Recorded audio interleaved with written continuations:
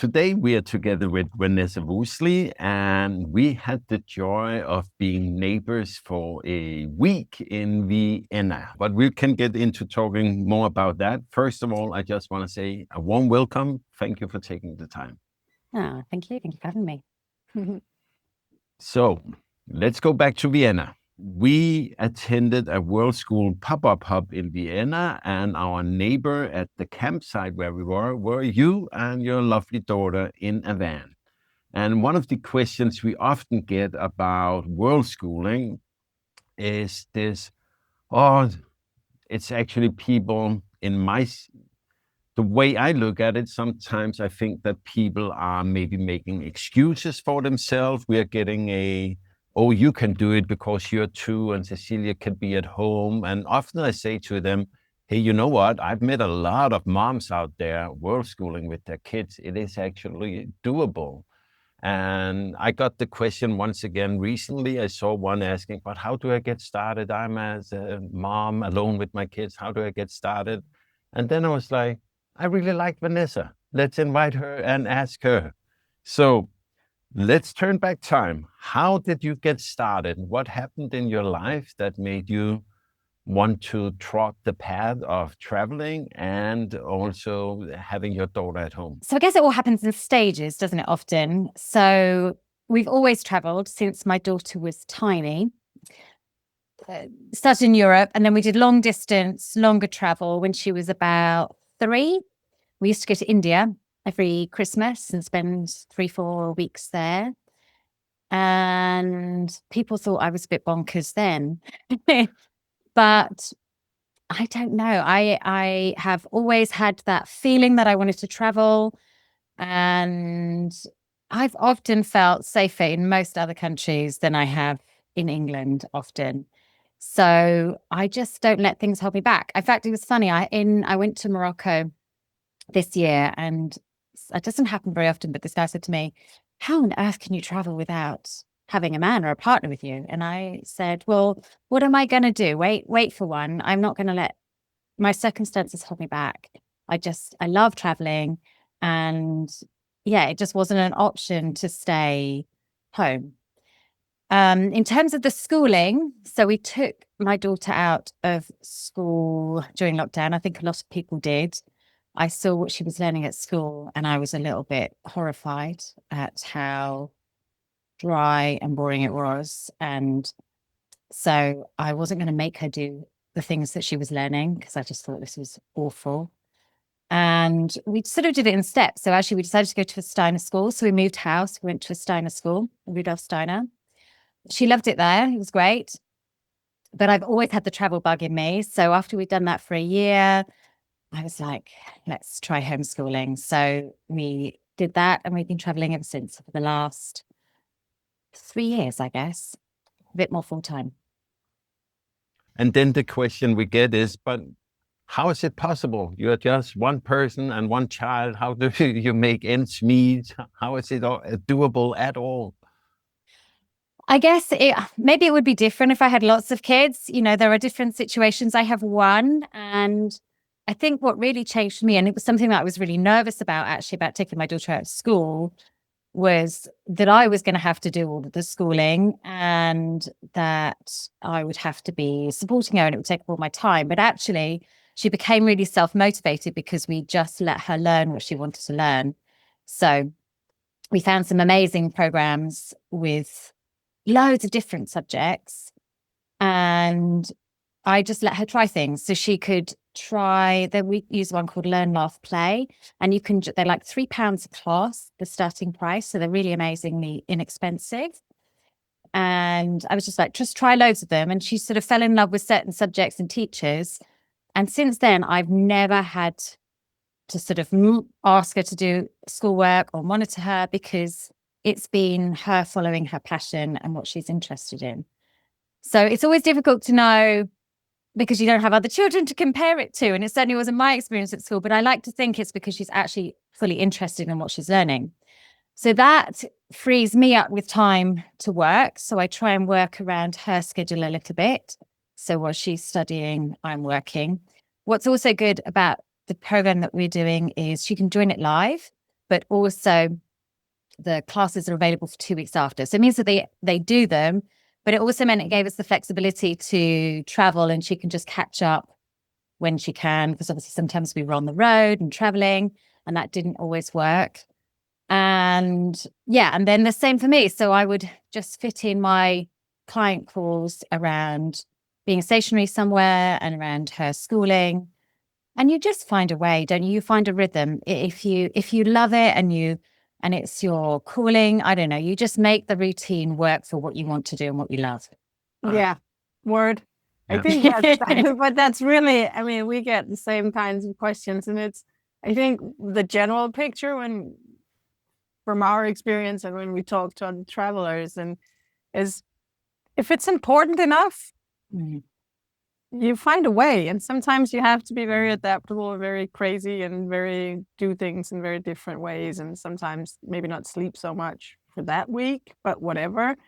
And then at the end,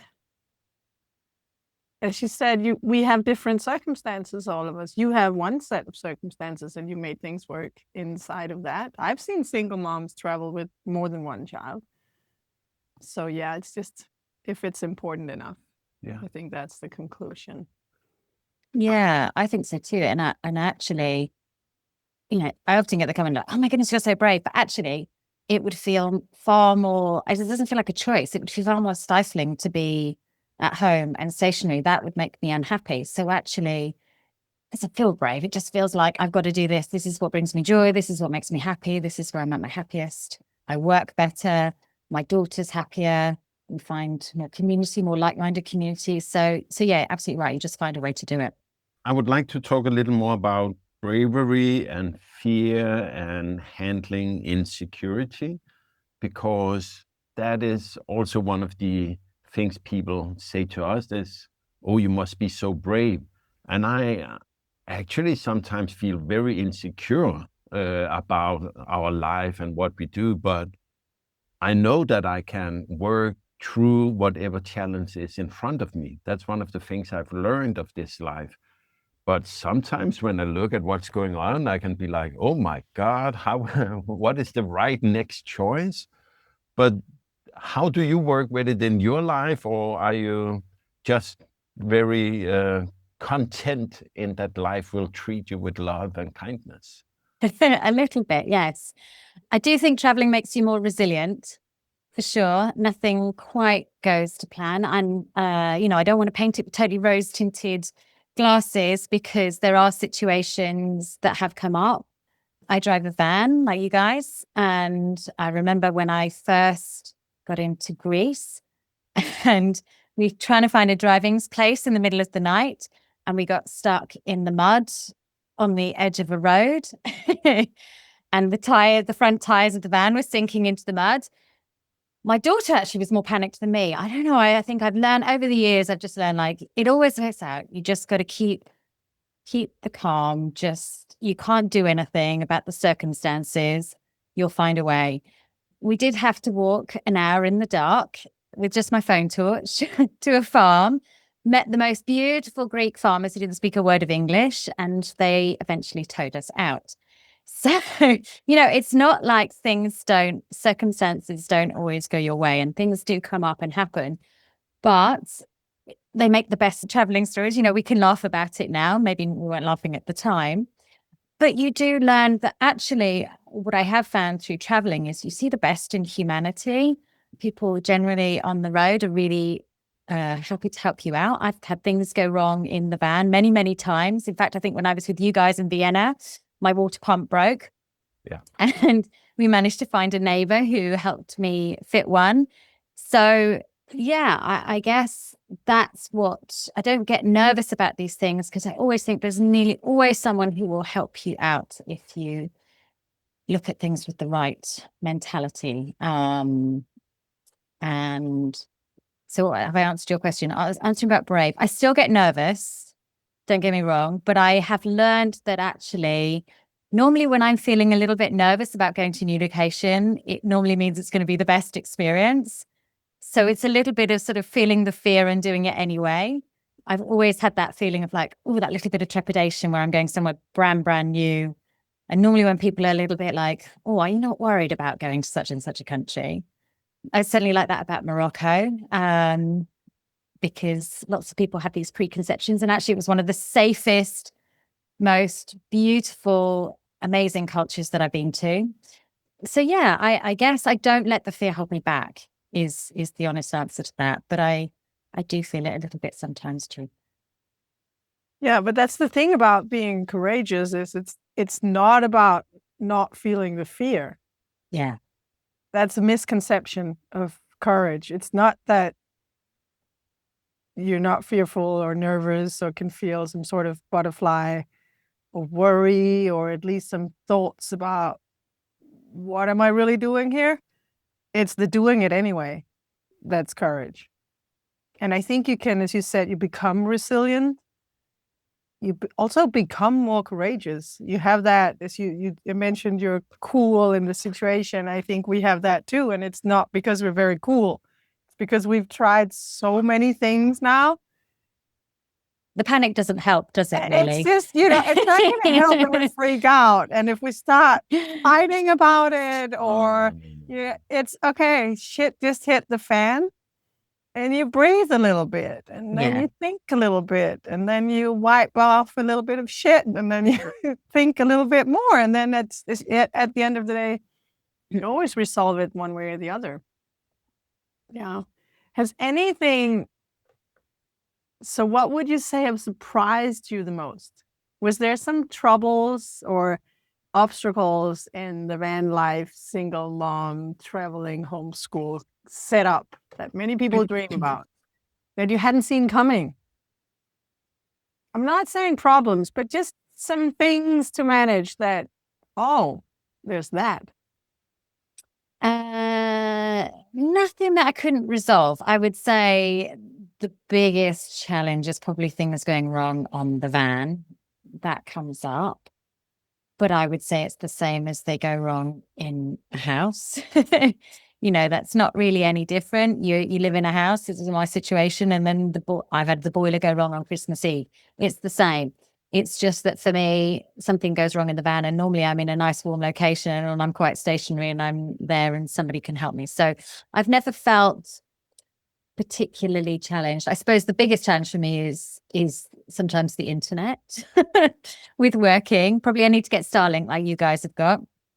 I will get around to it maybe one day. That would probably help. Especially in England. So say that again? Especially in England. Yeah, sometimes England is worse than some of the countries I've been to. Sometimes I've had better internet. Actually, some of the best places like Morocco, I've had some of the best internet in Morocco than I have back home, ironically. So yeah, I guess those are, but only small ones. So I can't say the challenges have been any real different than they have been at home. So no surprises, really?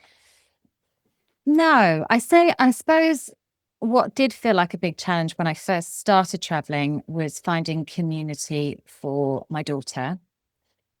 That was probably our biggest challenge because I love traveling and we'd go to these amazing, and I'd take her to places that she was interested in. So we'd do Greece because she loved Greek mythology.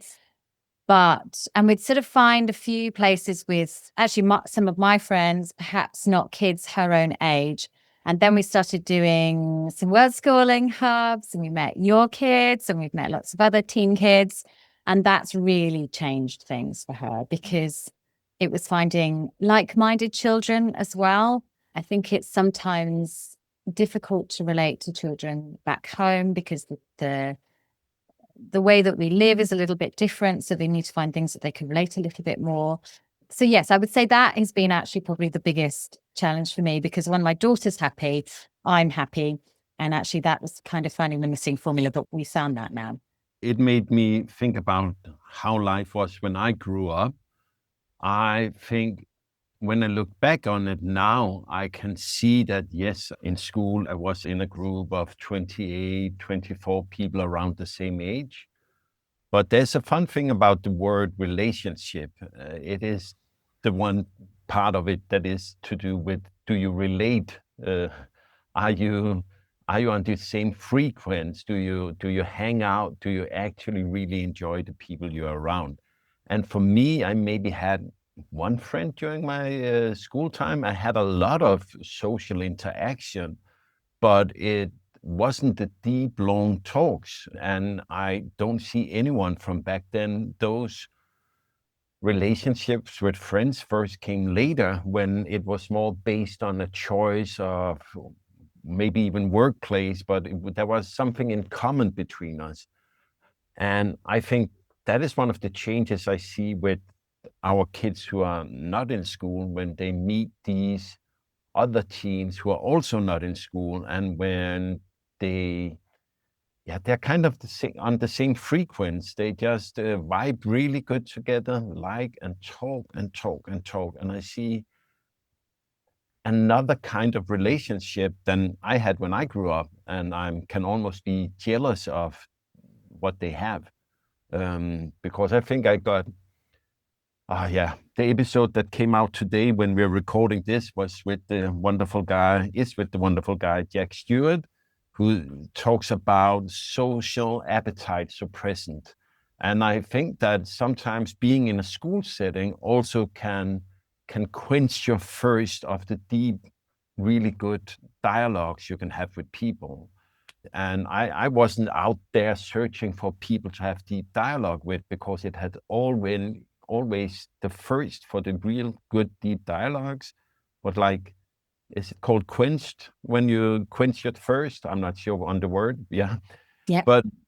But by being in settings with so many people, and when I look at it today, look back at it, I can be like, oh my God, I must have been so socially overwhelmed when I came back home from school. And from school, I went to competition swimming, even more people the same age, always this high level of energy being together. And I really like to see, of course, they're teenagers as well, our young ones, but I think they're very quiet in their relationships in a very much more mature way than I was when I was 16, 17, or 18. It was insecure compared to what I see now. Yeah, I agree with that. I think there's a lot of things going on with kids possibly who've been to school, and the difference between kids that haven't or aren't going to school. You're right. One is that I think they find their people, which actually, you're right, it takes us a while to kind of find our tribe of like-minded people. And I also think the dynamic changes with adults as well, because in the school mentality, particularly in England, you have this kind of fear of adults and teacher because of the way that they're speaking to the kids. And you don't see that in our environment, in the Worldschooling and homeschooling, because you've got so much more interaction with parents and your friends' parents, and you're interacting them on a much more equal basis without the fear. And so I see much more confident kids. So they're not only confident with the ones that are around them because they've met more like-minded kids, but they're also much more confident around adults. I don't feel any difference in conversation. Like, I can talk to your kids and they're great. You know, they just talk to you like a normal human being, where you don't see that with children who go to school. Normally they're like, oh, hi, you know, they're a little bit shy. Hi, Mrs. Thingy, or, you know, or you're always Scarlett's mom, you know, they're not having a proper conversation about life and what's happening with them and where they're going. And it's lovely. It's lovely to see that. I think I wish that for every kid. Yeah. Did you see any changes in your daughter after you took her out, or in your relationship with her? Because it's kind of fairly recent with COVID. So you remember the before and the after, I think, maybe. I think that was the biggest thing for me, was the change in how she was interacting with adults. And perhaps if you've not had kids in school, you might not see that big shift and change. But I certainly noticed it in my daughter. She was okay on sort of small conversations with other kids, but she didn't really interact with other adults. So that's been a huge, huge change for her. In terms of other changes, I would say in our relationship, I would say, I guess we've just grown closer. When she used to come back from school, the big thing for me was that she used to come home and explode. And she was never like that at the weekend. She was very calm and chilled. But I think because she'd just been holding everything in at school the whole day, she'd come home and I just knew for the first hour just to leave her and not interact with her. If I asked her any questions, she would just be like, quite. And since she's been out of school, we don't have that anymore. She's just, it's not perfect. Of course, there are situations, but we don't have that daily suppression of emotions. So they're much more free to just be there, and she's much more chilled. That's been my biggest shift. Wanted to remind you, yes, but it's been 5 years Cool. since COVID started. I know, it's a long It's time. not that recent when you have, how old is she?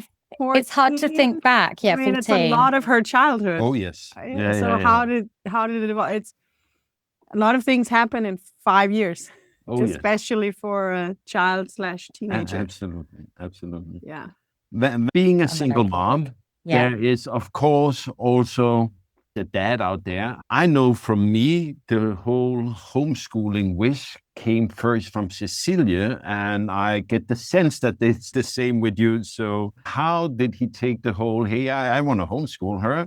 And then when you later said, hey, I want to travel full time with her, how had that work been together? Has it been difficult, or do you have any advice how to do it?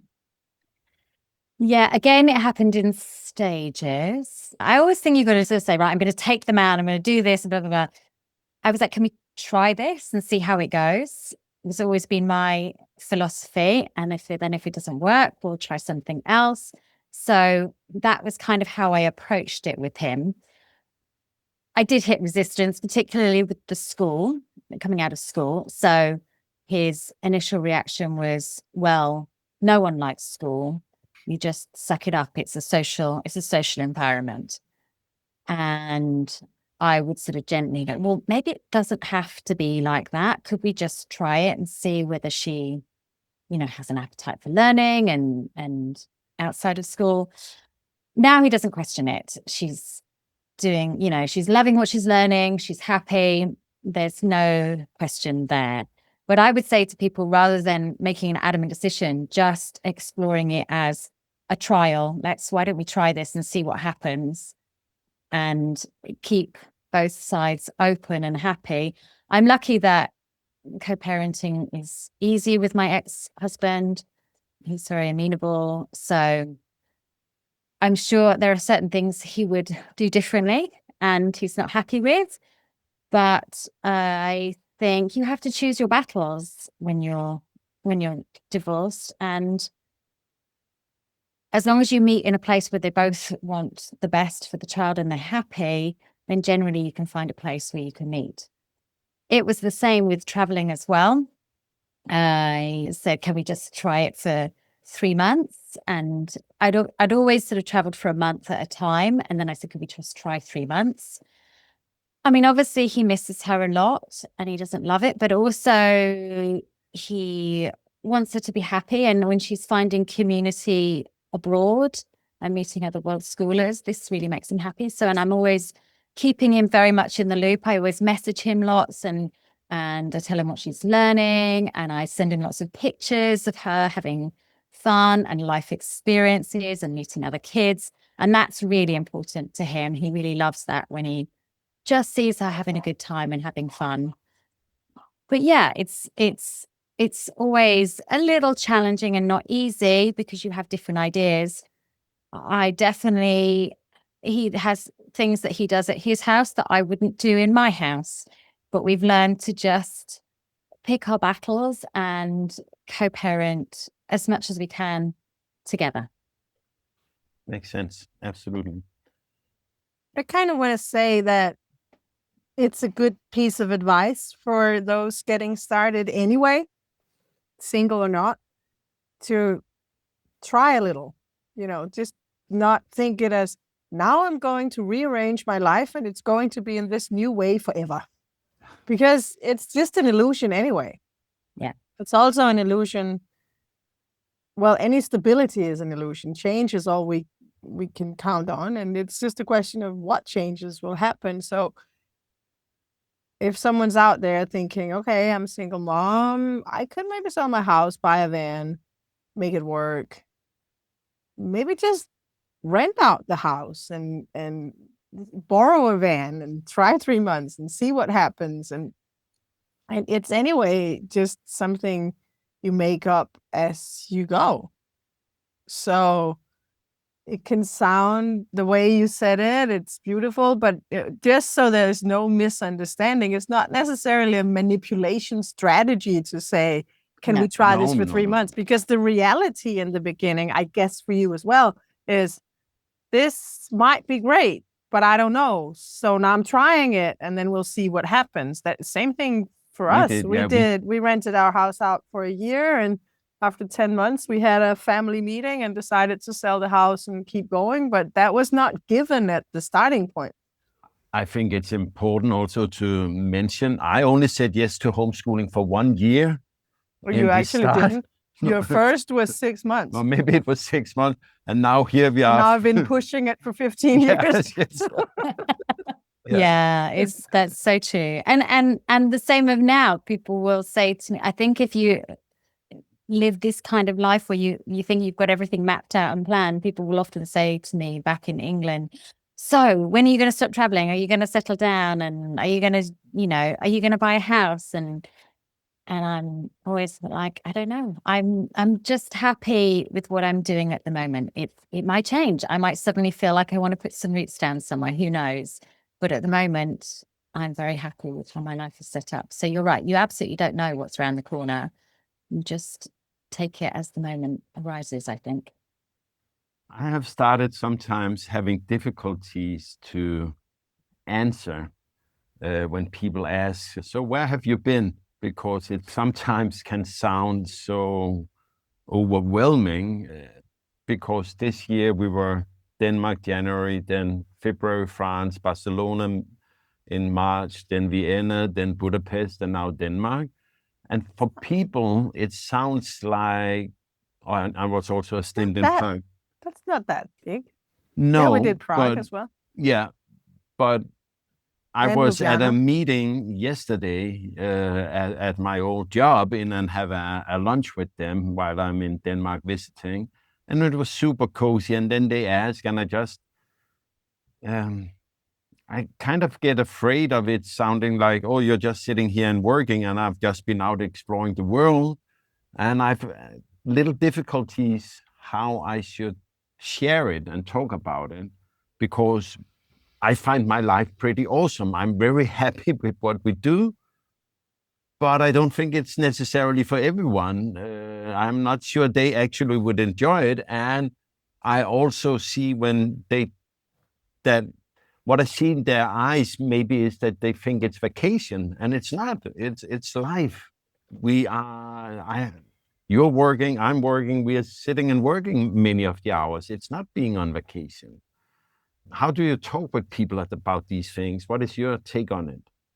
I think I feel into where the person's at normally if it's someone who I'm asking, because it really varies. Some people will say, how was your holiday? In which case, I would change the conversation to someone who's like, how was traveling? Which countries did you go to?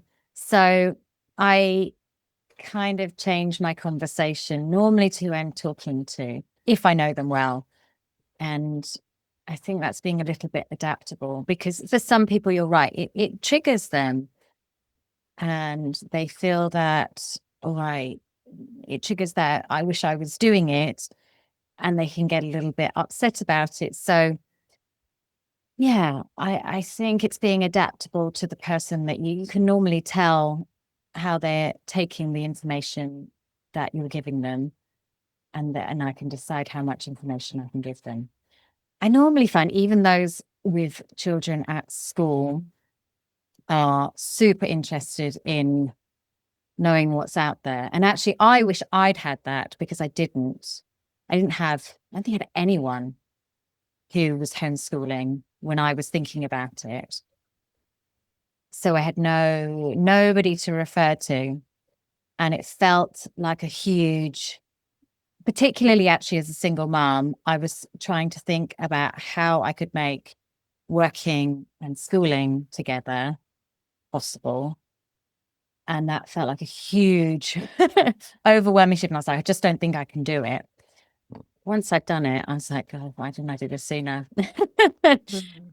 Because it was so much easier than I thought. So yeah, I get those are the conversations I get more probably than the traveling ones. Some people are super interested, but I get more questions about, because most people are pretty unhappy. I haven't met many parents who are happy with their children in school. They are very rare. Most parents are doing it out of what they think is necessity, or they're worried about family and friends will say, or they're worried they don't have enough time, or they think their kids are a little bit too wild and they won't be able to manage them. Those are the kind of reasons that they think that they can't do it, rather than, oh, I'm super happy with my school and I'm really glad my child is in the school system. So those are the conversations I have more of. Yeah. I don't know if you're the same, probably. I don't know what conversations we have most. We do get the where have you been question. We get a lot of educational questions. We get the finance question. We often get, that's a funny one. Do you often get the how do you decide where to go next question? I get that all the time. No, I normally go, where are you going next? Well, where we're going. No, we are going to UK. We're coming over. Yeah. Yes, good.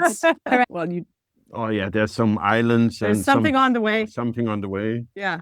Yeah. We're going to Germany and then Amsterdam and then England. Oh yeah, But yeah. okay, whatever.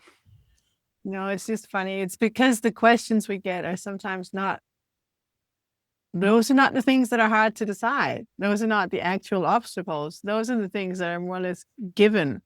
And then there are other things where we have to stop and think a lot. So that's just different. One of the things that my mind is pondering a lot around these days is the norm of normality, what everyone does, and how we have grown up to think that the normal life is going to school, living in vicinity of the school, close approximately around it, going to work, have a job, be there for 40 years, and then you retire. If you're lucky, you retire early. And having lived outside this kind of norm for the last 7 years, I am starting to trying to become better at, and I'm not doing a really good job of it now, I know, but trying to see if I can explain what I see from the outside. So you who have been outside of the norm for the last 5 years, what are you seeing? Besides parents not being happy about having kids in school, that's a good point. Yeah. How many parents do you meet that are happy about the school? I mean, that's a question to pick up for the listeners, maybe, if they're wondering. Ask them. So, but are there other I haven't met things any you yet. see? No. Are there other things you see now that you're more out? I mean, you were probably a little bit outside before. I think your mindset was. I was very outside before. Yeah, but what do you see in the mainstream that you can point at now that you see, you think you see because you're outside of it? Oh, I mean, I think it happened before I was traveling. I think I was feeling this way for probably about 15 years and not really feeling like I could relate to most of what was happening in society, if I'm honest. I think that's a waking up process, though, isn't it? For a lot of people, is you're living the sort of program of the 9 to 5 and putting yourself into debt to buy a house, to buy a car, to go on holiday 4 weeks of the year. I mean, that's the traditional way of living your life and putting your kids in school. And then there becomes a point for a lot of people where you're like, there has to be more. And that's often the waking up process, I think, for a lot of people, and when that happens, you suddenly go, oh my goodness, what dysfunction we're living in.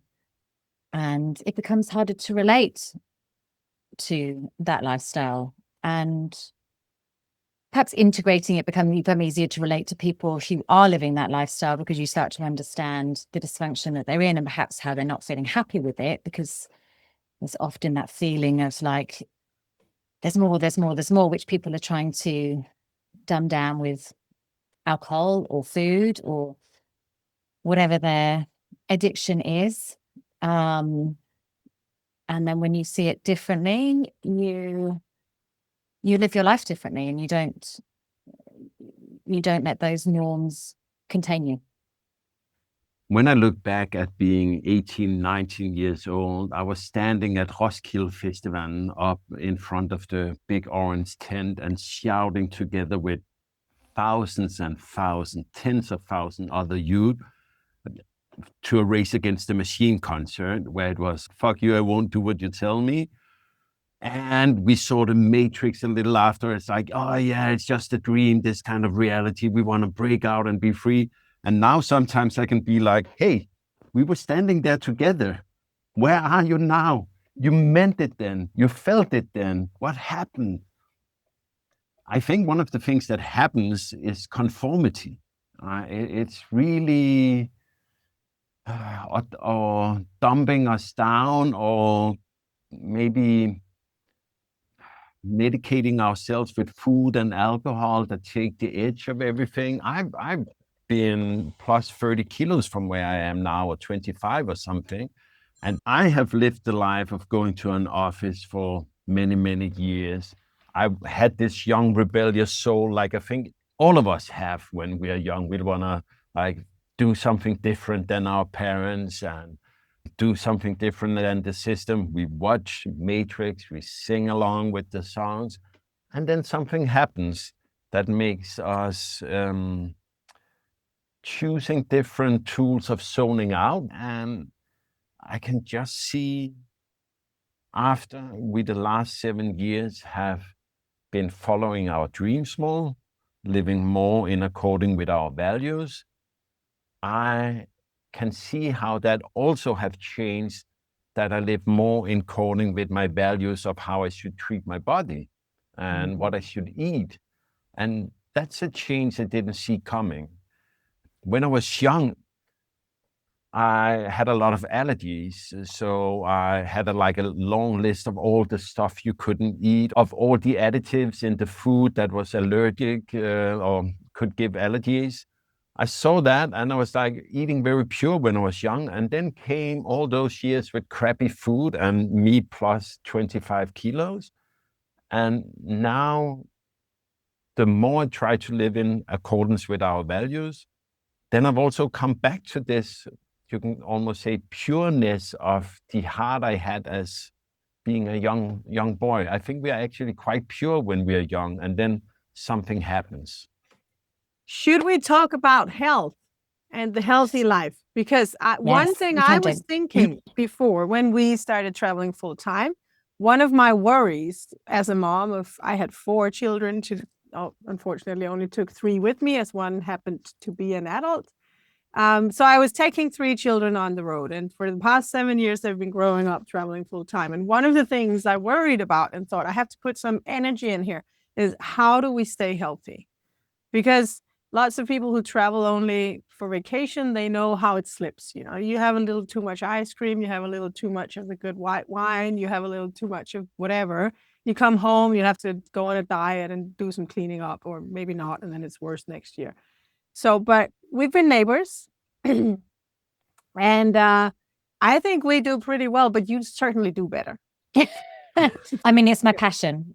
So say that again. Talk about it. How do you super health from a van? I mean, it's my all-encompassing passion. So I love talking about health. If anyone asks, I guess my journey happened when my daughter was born, and I'd been interested in health before that, but she got really severe eczema all over her body, and I healed it with food and lifestyle changes and getting the chemicals out and the toxins. And I've never really looked back. And I think it's a really important question. I guess it depends on how you treat traveling. If you treat traveling like it's a holiday, and therefore what a lot of people do is they let go on holiday and then they just eat all the crap that they want, eat out for dinner, eat lots of sugar and ice cream and drink lots of wine, then that can become a really unhealthy habit over a longer term if you're traveling. I don't. More from the fact of the point of view, which I know we've talked about, is I want to feel good all of the time. And how I have learned through trial and error is that certain foods and certain things in terms of how I manage my health make me feel really good.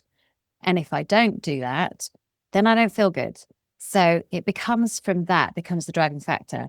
And I would say I had quite an addictive personality, but food became the health thing. It worked in my favor. It became a bit of I turned all those unhealthy addictions towards health and nutrition and food, and it became this sort of spiral.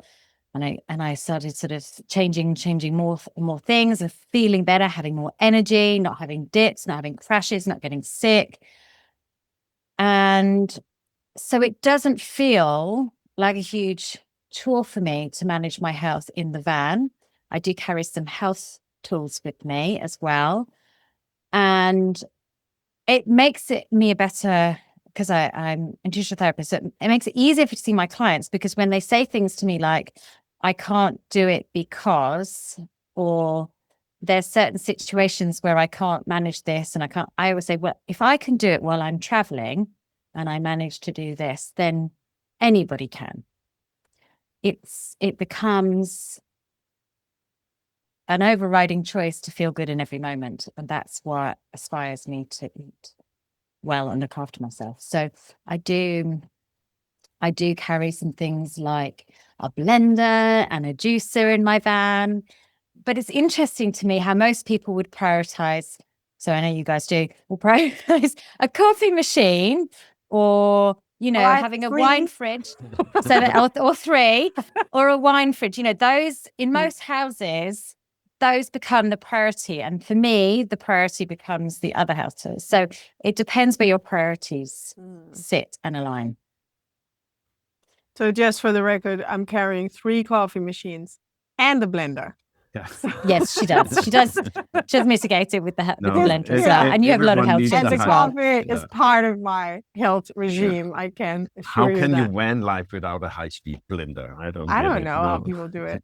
You find a way. You need a bigger battery pack. But it's amazing how people will find a bigger battery pack for other things. To me, it's just as important having it helping you. Because if you don't have your health, you don't enjoy anything.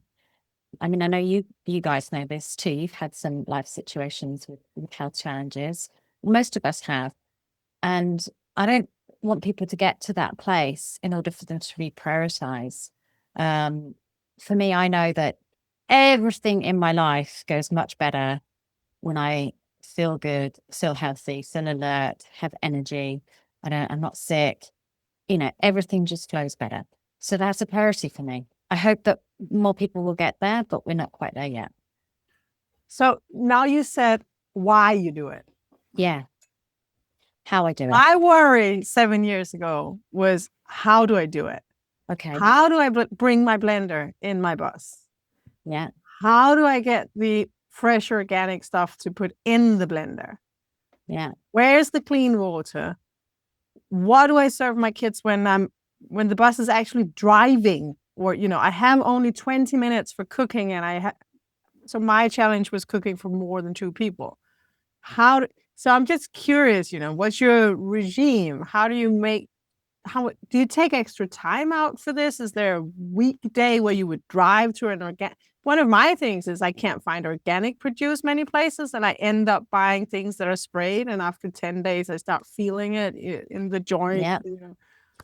So it's pretty rare for me not to find organic. I have been to a couple of places where I haven't. Then I always buy things with skin on, or I do my best to manage it, and then I'll do a lot of juicing to kind of mitigate that. I do notice the difference and the effects. But most places, I actually find is better than England. Often I can find organic everywhere. So it does mean I go out of my way a little bit. Sometimes you've seen me do it. Sometimes when we've been traveling. but people will prioritize other things. For me, I will prioritize finding the organic. I'm not a particularly routine driven in terms of, I have really healthy routines in my day. Do I food prep? Do I have a specific day where I go to the shop? Not really. It's when I'm running low, I'll go find the place, but I will search until I find it. I mean, we're so lucky now. My daughter always thinks it's incredible how we ever managed without Google Maps. But Google Maps will find you an organic place wherever you are in the world, which is quite phenomenal. It's changed the way, I mean, if you think how our parents traveled and how we can travel now, it's just completely different. You can find places, gluten-free cafes, vegan cafes, whatever your preferences are, anywhere in the world at the touch of a button. So as much as I hate overuse of technology, it has brought around this amazing use of being able to find healthier places and healthier things to do. How do I do it? So, I mean, I have a big cupboard where I have my Vitamix, I have my juicer, and I can't think what else I do. I mean, I do take a bit of a pantry with me. So before I go, I know if I'm going to go for 3 or 4 months, I will stock up on things like a clean water filter. I will stack up on supplements. I will stock up on, say, some greens powders, things that I know will be a little bit more challenging and probably a little bit more expensive abroad. Some things aren't. So that does make, I guess, the packing perhaps a little bit more challenging. I do sometimes envy those people who just pick up a passport and some clothes and just go. I don't perhaps travel like that. I put a little bit more thought process into it of how am I going to manage my water? How am I going to manage my supplements? And then I will pack the van with, nice. But then in a way, I always, that's why I love being in a van. I have everything with me. Yeah. Whereas how I used to travel was I'd turn up at a place and I'd try and find certain ingredients and certain things and try and pack it all in a suitcase. Now I have all of my health tools with me. And I actually very rarely like going and staying anywhere else because I really love my van space. I love, as you guys know, it's hard to get me out of it. And I love the outdoor. I mean, we're not always in the van, but I love that outdoor. That's why I like being in the warm countries. I love that outdoor lifestyle of just being outside of the van, but having everything in my van and my home with me. It wouldn't be for everyone. I totally get that. But for me, it's a great lifestyle and I love it. Isn't it also, so this is just my experience and I'm not doing as well as you are, not trying to be smarter around the healthy lifestyle, but I think for traveling short-term or full-time, trying to stay healthy, we are going to eat anyway. So if we put just a little bit of thought into it before we get hungry, it doesn't have to be this, Instagrammable food prep stack of perfectly prepared stuff, but just a little bit of, okay, we are going to eat. What do we want to eat? And is it available?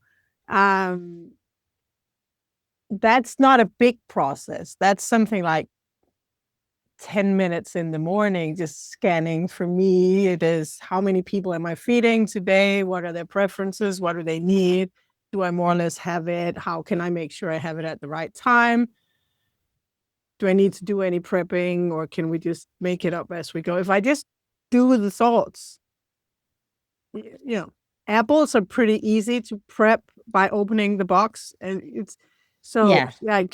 And some things travel, you're right. Some things travel better than others, don't they? You kind of learn that. I'm someone who always has to have a full fridge. So if my fridge is running low, I'm going to always go and find the organic shop and have it always full because I don't like to be in a situation where, well, either one of us are hungry and we haven't got anything to eat. So we've always got a full fridge. But you're right. I mean, fruits travel, I can put them in a box in the back of the van mostly and have huge amounts of fruit in there. Some vegetables, like root vegetables, travel very, very easily.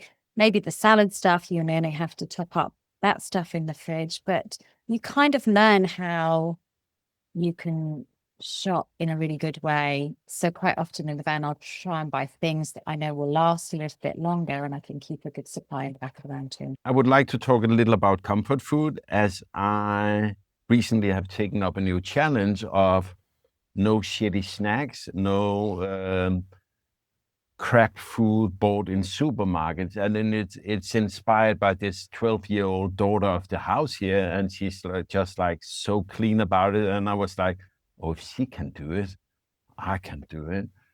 But to talk about comfort food, because there's something fun around it, I find it interesting that I have had a mentality that could be like, oh, I'm stressed out. It could be really good with a glass of wine to get the shoulders down, or oh, it has been busy, or this has been difficult. I would eat some crisp or some chips or some other food that it actually works in the moment because it does something. But then I feel more shit the day after because I feel a little more fat, or a little feel the carbs negatively, or I don't know what it is. But what do you do for comfort food now that you are quite clean in your way of living? Honestly, I would say that big part of my journey, and it's kind of where I've been helping people, is support with the emotional eating. So don't get me wrong, there's a huge part of enjoying food and ceremony and eating nice foods. But if you're eating foods from an emotional perspective, then That's me. That's me. That's normally somewhere that I try and help people, because no amount of food is ever enough to help that. It might feel like it for that instant, but you'll know that it's not really worked because you'll keep eating. And that's a big sign that it's become an emotional crutch, like any other crutch in life. And I think it's very, very common. And actually one of the more accepted addictions I think we have in society, more than perhaps some other things. And it's a real shame, because this is why we've got a huge obesity crisis, because people don't necessarily look at it as an addiction. They think that people are lazy, or they get all these sort of other tarnished things. But I think separating the ceremony and the beautiful comfort foods, as you sort of talked about, there's a time for a celebration, a party, and having a cake, and having I know we've enjoyed going out for healthy cake and a coffee, and that feels like a really, really nice celebration. But if you're using it as a crutch to support stress or emotions, it might be something that you want to look at. Oh, I am looking at it. I mean, you specifically, but I would say, it's everybody. It's very prevalent in society. And it was definitely a huge part of my journey too. Yeah, I was scrolling. I think everyone has it. I don't think you should feel judged if you listen and you feel, oh, maybe sometimes I eat my emotions, or I eat for emotional reasons, or, everyone has some of it. Yeah. Absolutely. It's just a question of how do we cope with it? And that could actually be how do you get in touch with Vanessa? Because she can help with that.